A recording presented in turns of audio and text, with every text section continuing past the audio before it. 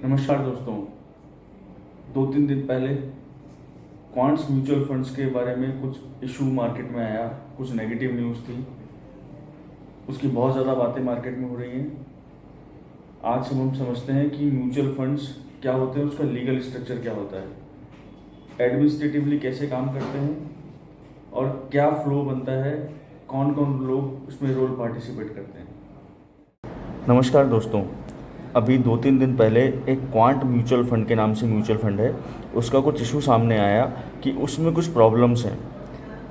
अब आजकल सरकार ने कैंपेन चला रखा है म्यूचुअल फंड सही है, लेकिन म्यूचुअल फंड में एक प्रॉब्लम आई। क्या प्रॉब्लम आई कि वहाँ पर कुछ इनसाइडर का इशू चल रहा है कि फंड ने सही तरह से मैनेज नहीं किया। अभी ये सब बातें क्यों आती हैं? इसके लिए पहले हमें समझना होगा कि म्यूचुअल फंड बनता कैसे है और उसका लीगल स्ट्रक्चर क्या होता है। अकाउंटेबिलिटी तो हम तभी तय कर पाएंगे जब उसका लीगल स्ट्रक्चर पता होगा, कौन कौन से पर्सन रेस्पॉन्सिबल हैं, उनकी रेस्पॉन्सिबिलिटी सामने आएगी तभी कुछ एक्शन लिया जाएगा। आइए समझते हैं कि एग्जाम्पल के तौर पे एग्जाम्पल लेते हैं एसबीआई म्यूचुअल फंड का। उदाहरण के तौर पे अगर स्टेट बैंक ऑफ इंडिया ने सोचा कि मुझे एक म्यूचुअल फंड फ्लोट करना है, वो म्यूचुअल फंड कैसे फ्लोट करेगा? एग्जाम्पल लेते हैं एसबीआई म्यूचुअल फंड हो गया उसका नाम, स्टेट बैंक ऑफ इंडिया का म्यूचुअल फंड। अब एसबीआई एक बॉडी कॉरपोरेट है, यानी कोई पर्सन तो है नहीं कि साहब उसको रेस्पॉन्सिबिलिटी डाल सकते हैं हम। एक बॉडी कॉरपोरेट ने सोचा कि एक म्यूचुअल फंड बनाया जाए।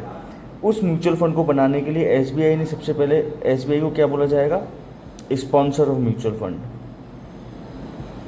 जैसे कि क्या होता है, कोई भी टेम्पल है, मंदिर है, आपने कई बार देखा होगा, उस पर लिखा होता है ABC ट्रस्ट, यानी कि वो मंदिर एक ट्रस्ट के अंडर में आता है। ट्रस्ट एक बहुत कॉमन वर्ड है जो हम सबको पता है कि ट्रस्ट क्या होता है। ट्रस्ट की कोई भी संस्था हो सकती है जो कि एक मंदिर को, मस्जिद को, किसी भी गुरुद्वारे को उसको मैनेज करती है। धार्मिक संगठन हो सकता है जिसको ट्रस्ट के नाम से बोला जाता है। लेकिन ट्रस्ट वर्ड एक धार्मिक संगठन के लिए या एजुकेशनल संगठन के लिए यूज़ नहीं होता। ये एक लीगल स्ट्रक्चर है ट्रस्ट, लीगल स्ट्रक्चर है ट्रस्ट। म्यूचुअल फंड को इसी लीगल स्ट्रक्चर के अंतर्गत देखा जाता है। एसबीआई ने म्यूचुअल फंड फ्लोट करने का सोचा, तो एसबीआई को हम क्या बोलेंगे? Sponsor of mutual fund. अब इसने एक जो भी म्यूचुअल फंड बनाया है, एसबीआई म्यूचुअल फंड, इसको स्ट्रक्चर दिया जाएगा ट्रस्ट का।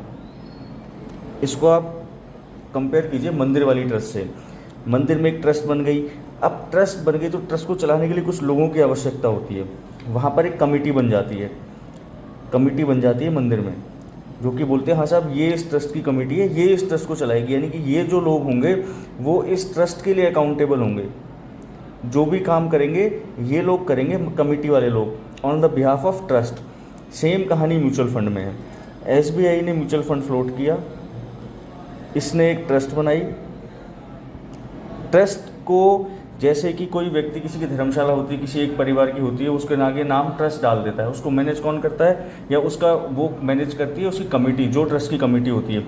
लेकिन उसका स्पॉन्सर कौन होता है? बनाने वाला। यानी कि कोई भी बड़ा परिवार, जैसे कि आप टाटा बिरला इनको ले लो, बहुत सारी ट्रस्ट बनाते होंगे, बहुत सारी चीज़ों को मैनेज करते होंगे, तो इसके स्पॉन्सर हो गए। ऐसे ही एसबीआई म्यूचुअल फंड का स्पॉन्सर कौन हो गया?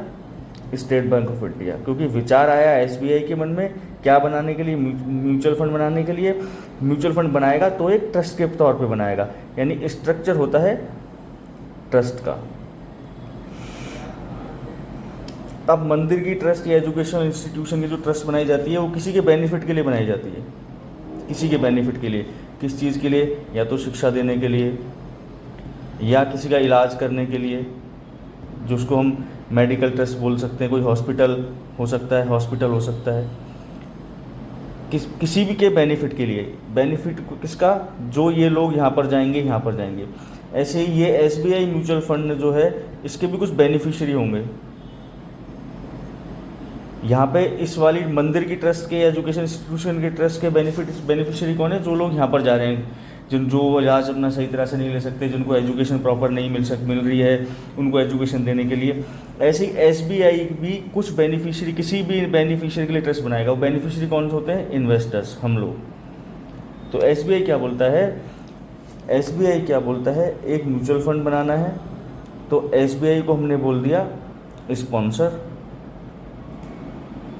जो ये SBI म्यूचुअल फंड है ये वर्क करेगा in the form of trust. कुछ लोग होंगे इसको मैनेज करने के लिए जिनको बोलते हैं ट्रस्टीज़, और किसके लिए काम करेंगे, बेनिफिशियरीज़ के लिए काम। बेनिफिशियरी कौन हो गए, हम लोग जो इन्वेस्टर हैं, जो अपना पैसा लगाना चाहते हैं इसके अंदर। ये ट्रस्ट का लीगल स्ट्रक्चर हो गया in the form of, mutual fund का लीगल स्ट्रक्चर हो गया in the form of trust. अब क्या होगा, इस जो हमने मंदिर वाली ट्रस्ट बताई थी, इस ट्रस्ट के लिए जो बताई थी कि एक कमेटी बनेगी, एक कमेटी बनती है, ये तो मंदिर की ट्रस्ट के लिए बन गई। अब यहाँ पर जो कमेटी होगी जो म्यूचुअल फंड को मैनेज करेगी उसको हम बोलते हैं ट्रस्टी कंपनी। काम वो सेम कमेटी वाला ही करती है ये, लेकिन इन्वेस्टर्स के लिए होती है इसको ट्रस्टी कंपनी। ये सारा स्ट्रक्चर जो है लीगल स्ट्रक्चर है ट्रस्ट वाले, क्योंकि SBI भी एक कंपनी के फॉर्म में है, SBI भी एक कंपनी के फॉर्म में है। तो जो कमेटी वो बनाएगी उसको क्या बोल दिया जाएगा, ट्रस्टी कंपनी। ये तीनों चारों टर्म्स क्लियर हैं। अब दोबारा से इसको एक बार रिकैप कर लेते हैं। SBI ने म्यूचुअल फंड बनाने का सोचा, SBI म्यूचुअल फंड, इसको चलाने के लिए ट्रस्टीज़ की रिक्वायरमेंट होगी। ये इसको मैनेज कौन करेगा, ट्रस्टी कंपनी। ये पूरा लीगल स्ट्रक्चर है। यहाँ पर कुछ लोग अपॉइंट होंगे, यहाँ पर कुछ लोग अपॉइंट होंगे। ये लोग ही म्यूचुअल फंड में आपका पैसा लेंगे और उसको स्टॉक मार्केट में लगाएंगे। अब क्या है, प्रॉब्लम कहाँ पर है, मान लीजिए इन लोगों ने, ट्रस्टी कंपनी ने पैसा लिया इन्वेस्टर से। अब ट्रस्टी कंपनी ने पैसा लिया, लेकिन इस पैसे को स्टॉक मार्केट में लगाएगा कौन, कोई पर्सन होगा, इसको अपन बोलते हैं फंड मैनेजर। अभी अकेला तो काम करेगा नहीं, इसकी टीम होगी, 10, 20, 50 कुछ लोग होंगे। ये लोग बैठ के डिसाइड करेंगे कि कौन सी कंपनी के शेयर में लोगों का पैसा लगना चाहिए। उदाहरण के तौर पे उन्होंने 5 कंपनी डिसाइड कर ली, A, B, C, D, E। जब कोई म्यूचुअल फंड इन्वेस्टर का पैसा लगाता है तो ये अमाउंट बहुत बड़ा हो जाता है। अभी लास्ट मंथ की बात अगर अपन देखें तो लगभग 34,000 करोड़ का अमाउंट का पैसा म्यूचुअल फंड में SIP के फॉर्म में आया है। ये किसी ना किसी म्यूचुअल फंड में तो गया है, किसी ना किसी म्यूचुअल फंड में तो गया होगा। अब ये जो लोग हैं, ट्रस्टी कंपनी के जो लोग हैं, जो फंड मैनेजर हैं, जो इनके साथ में इसकी टीम में जो लोग होते हैं, इन्होंने डिसाइड किया इन 5 कंपनियों के शेयर में पैसा लगाएंगे। अब जब इतना बड़ा पैसा किसी शेयर में लगता है तो उसका भाव तो इंक्रीज़ अपने आप ही होगा, कोई रोक ही नहीं सकता उसको, क्योंकि इतना पैसा खपाने के लिए शेयर की जो क्वांटिटी होगी वो बहुत ज़्यादा लेनी पड़ेगी। जब क्वांटिटी इंक्रीज़ हो जाएगी, जब क्वांटिटी इंक्रीज़ होगी तो शेयर का भाव बढ़ेगा, शेयर का भाव इंक्रीज़ होगा। अब प्रॉब्लम कहाँ पर आती है कि ये 5 लोग जो हैं, ये 5 कंपनी में पैसा लगाया, किसके द्वारा, फंड मैनेजर्स के द्वारा और इनकी टीम के द्वारा। इन पर क्या बाउंडेशन होती है सेबी की कि जो भी आप शेयर ले रहे हैं इसमें आपका पर्सनल पैसा नहीं लगेगा। फंड मैनेजर या कोई भी फंड कोई अगर शेयर लेता है तो उसकी पहले बात नहीं करेगा पब्लिक डोमेन में, और पर्सनल इन्वेस्टमेंट नहीं करेगा।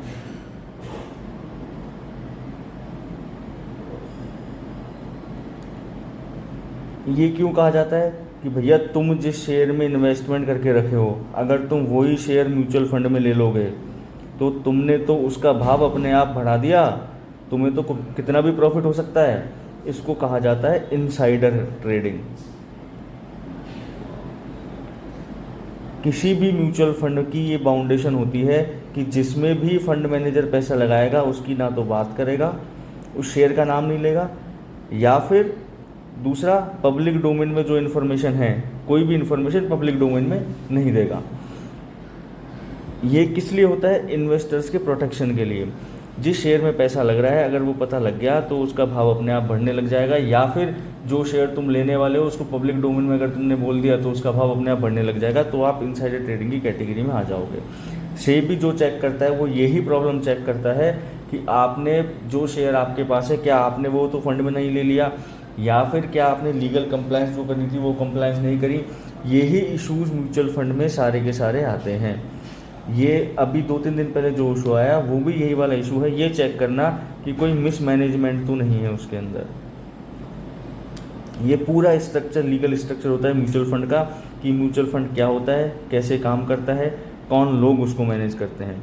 अभी के लिए इस वीडियो का पर्पस ये था कि आपको म्यूचुअल फंड का लीगल स्ट्रक्चर समझाया जा सके, जिससे आपको पता लगे कि म्यूचुअल फंड कैसे वर्क करेगा, और कोई प्रॉब्लम वाली न्यूज़ आती है तो वो क्यों आती है, और सेबी क्या चेक करता है, इसके बेनिफिशियरीज कौन होते हैं, म्यूचुअल फंड को फ्लोट कैसे किया जाता है, कौन इसका स्पॉन्सर होता है, और कोई भी नाम म्यूचुअल फंड का कैसे रखा जाता है।